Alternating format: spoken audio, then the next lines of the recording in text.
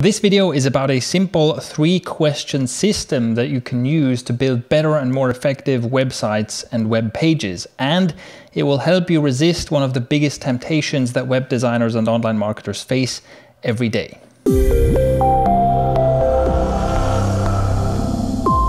Hello, I'm Shane Milach from Thrive Themes, and one of the common problems I see on websites is that there's just too much. There's just too much of everything. And there's this temptation to cram too many things onto one page. I'll also link to a webinar recording below, by the way, if you want to see some examples of this, where we do a website review, and you see that, there being too much on the page is much more commonly an issue than there not being enough on the page. I think this temptation comes because of two things. First, as the website owner or business owner, we're very close to our own business. And so, if you ask me what's important about Thrive Themes, I have like a list of 100 things in my head. So the temptation is I want to put all of that onto a single page, and then it just becomes too much. And the other thing is we use WordPress, obviously. And one of the greatest things about WordPress is how extensible it is. There's all these features and plugins and widgets you can add. But with that also comes the temptation to want to add all this stuff, right? You see all these delicious looking, amazing looking extensions and plugins, and so you want to use them all. But then the result is, if there's too much going on a page, it just becomes overwhelming to your visitors.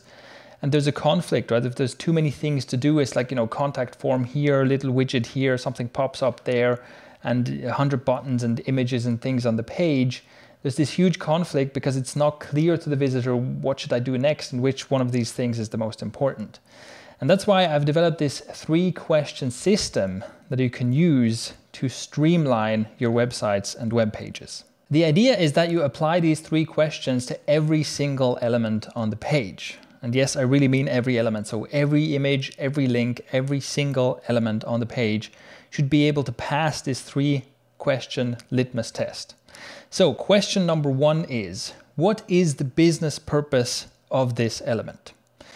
In my business, what I do is I have a very simple 2-priority system. I call this content and conversions. So any element on my page has to either have a purpose in delivering better content or have a purpose in leading my visitors towards a conversion goal.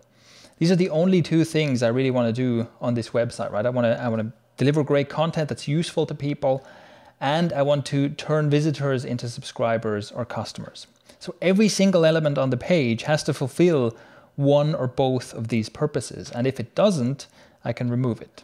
I think the same thing applies to pretty much any business. There are some exceptions where maybe this content and conversion thing doesn't exactly apply to your business, but whatever it is, be very careful about adding too many things to that list, right? If you have a list of purposes and it's 10 items, that's too much. You need clear priorities. So if you have like 1 or maybe 2 priorities that each element on your website has to fulfill, that is good. If it's more than that, again, you're going to have overload on your pages.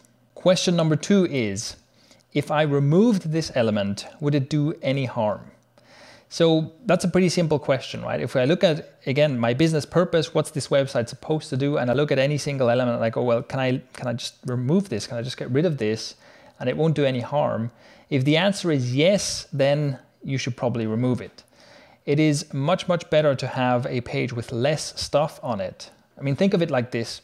If you can achieve the same goal, but with less stuff on your page, that's always better. Even if it's just for the simple reason that it improves your page speed, right? If you have a page with less stuff on it, that page will be faster and that will help your conversions. So if you can get the same goal with less stuff on the page, that's always good. And that's what question number 2 is there to find out.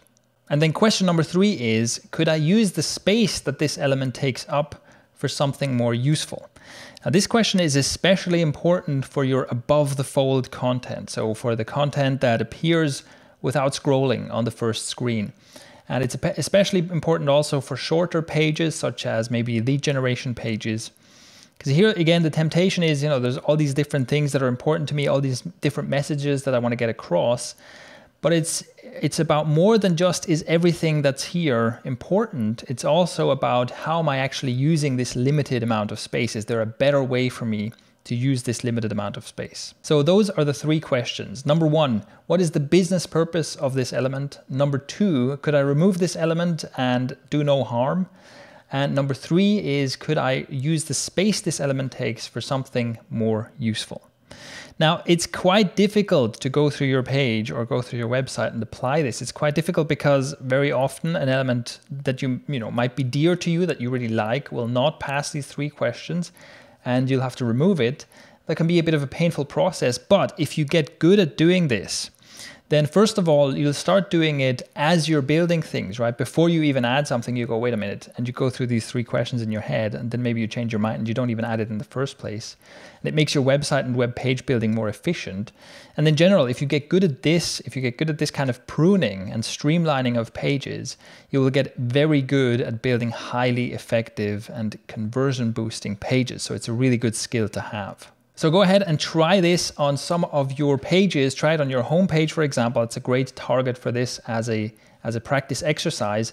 And if you get stuck anywhere, let me know, leave a comment below. Also, if you're looking at an element on your page and you're not quite sure, you know, how does this pass the 3 questions or not? Feel free to leave a comment below. I'll have a look at it and let you know what my opinion is. And also, this entire website that you're looking at right now should pass this 3-question test. So feel free to call me out, right? If you're seeing something on the Thrive Themes website where you go, wait a minute, how does this pass the 3 questions? Feel free to call me out, right? If you want to hear like my answers to the 3 questions for something on this site, please feel free to call me out and I'll be happy to answer. All right, thank you for watching, and I hope you get great use out of this. I'll see you in the next video.